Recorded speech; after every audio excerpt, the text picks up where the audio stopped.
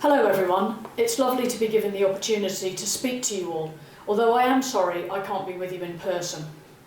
I must thank Casey for the chance to share some of my thoughts with you all on International Women's Day. It was great to hear from her when she contacted me about the work she's undertaking in establishing women in the fire service in Cumbria. I know that Casey has some really ambitious plans for Cumbria and women in the fire service, and I applaud her for her commitment to helping others, and I look forward to hearing about the success I know you will all have together in this endeavour. Women in the fire service provide some fantastic development programmes, as well as a great network for support. I honestly think that given our experiences of the last 12 months, a strong network around us is invaluable at a time when we need to ask for help.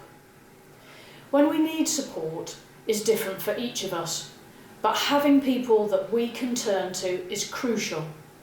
However, equally as important is each of us asking for help or support in the first place.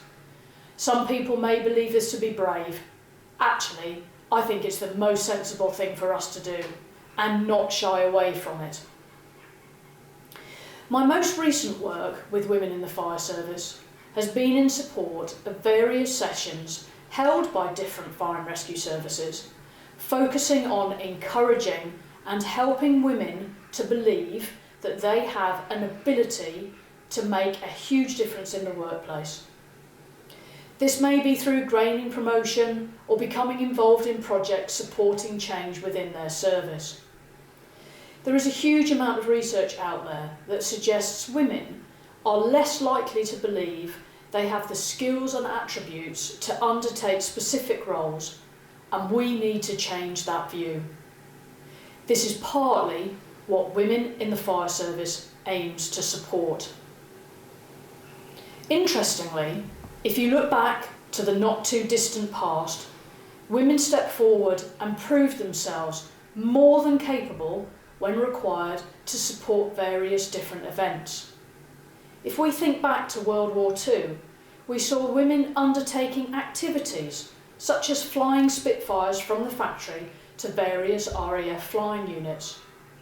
More recently, we've seen some incredible women break really significant glass ceilings.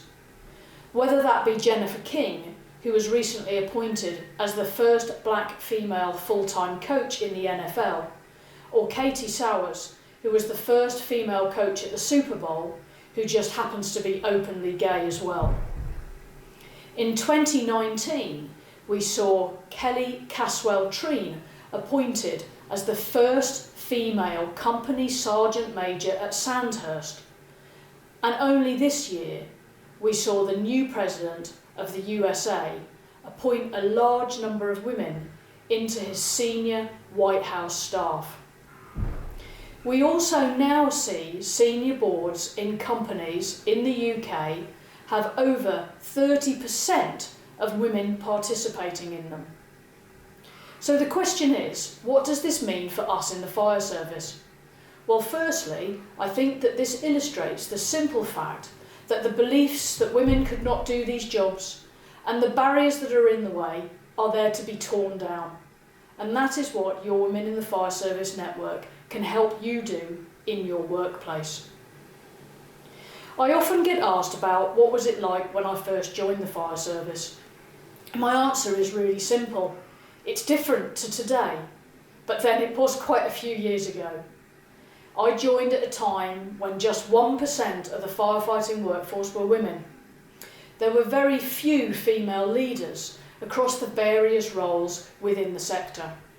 I look today and we have roughly 7% of our firefighting workforce as women, and we have a greater representation throughout our managerial levels, with 6 women who have achieved the position of chief.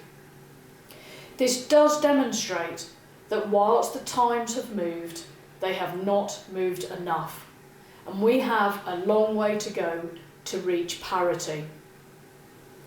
Diversity, however, for me, is much more than our gender, our race, our sexuality.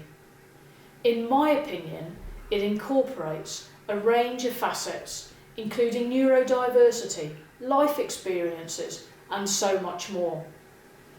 The United Kingdom today is not only more diverse than ever before, but the diversity itself is growing even more diverse. Individual identities are much more complex and fluid than ever before, and as such, organisationally, we need to reflect that complexity in order to really connect with our communities and our partners. So it does seem to be intuitive that a diverse workforce gives us the ability to deliver our services in a more effective manner. You are already making a significant difference to your communities, your colleagues and your families. And I know that amongst us today are our next supervisory, middle and strategic managers. When I joined the fire service, I had no ambition to become a chief.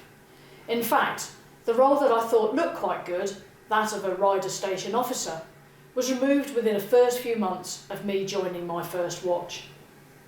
So you might ask, why did I go through the promotion process to get to where I am today? Well, there's two reasons really. The first being about the challenge to me personally in respect of the different roles, the knowledge, skills and capabilities needed to firstly apply for the role and secondly to actually do it. So it was the mental stretch in the first instance. Secondly, it was the opportunity to influence different ways of working and thinking and the chance to contribute to the bigger picture. Through my roles in learning and development, I know that I helped to shape the future of people and their services. When I became a hazmat officer and a detection, identification and monitoring officer, I influenced the conclusion of challenging incidents that I would have never been involved in previously.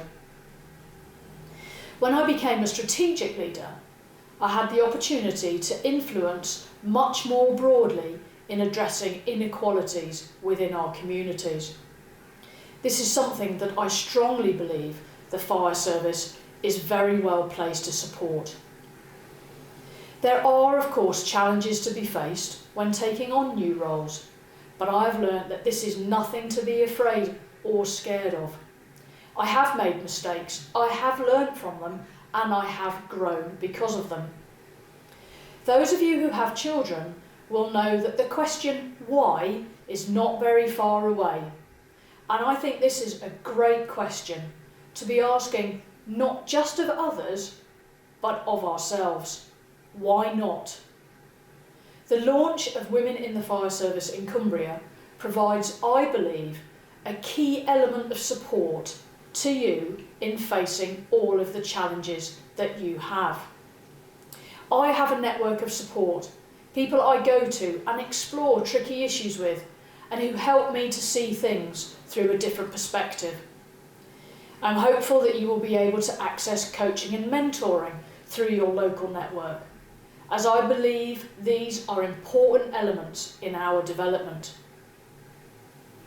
On International Women's Day, I wanted to recognise that the issue of gender equality is not something we can solve on our own. It's a collective issue, and it's a collective issue for us in the Fire and Rescue Service. I believe we have an obligation to the future to ensure we help shape our organisations to be ones that embrace difference, embrace a range of perspectives, and then include these in how we create change. You all have a role to play in this. So I wanted to finish by saying that when something says it's impossible, look really hard at that word, because actually it reads, I'm possible. Thank you all.